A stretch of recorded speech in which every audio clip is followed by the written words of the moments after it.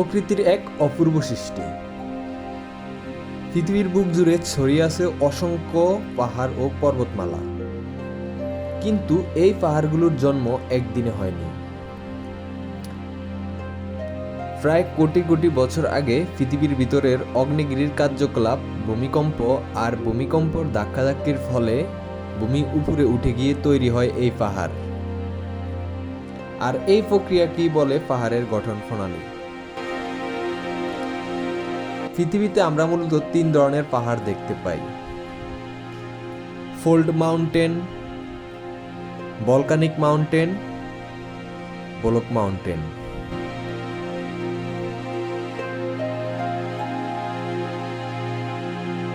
দুটি স্থলভাগ একে অপরের সাথে ধাক্কা খেয়ে উপরে উঠে যায়, তাকে ফোল্ড মাউন্টেন বলে, যেমন আমাদের হিমালয়। আর আগ্নেয়গিরির লাভা জমে যেই পাহাড় তৈরি হয় তাকে ভলকানিক মাউন্টেন বলে, যেমন জাপানের ফুজি।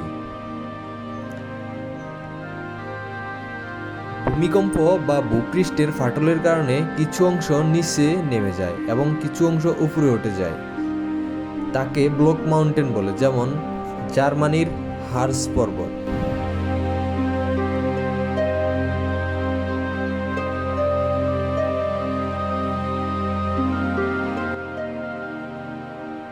প্রকৃতির এই অপূর্ব সৃষ্টি থেকেই তৈরি হয় শত শত নদী,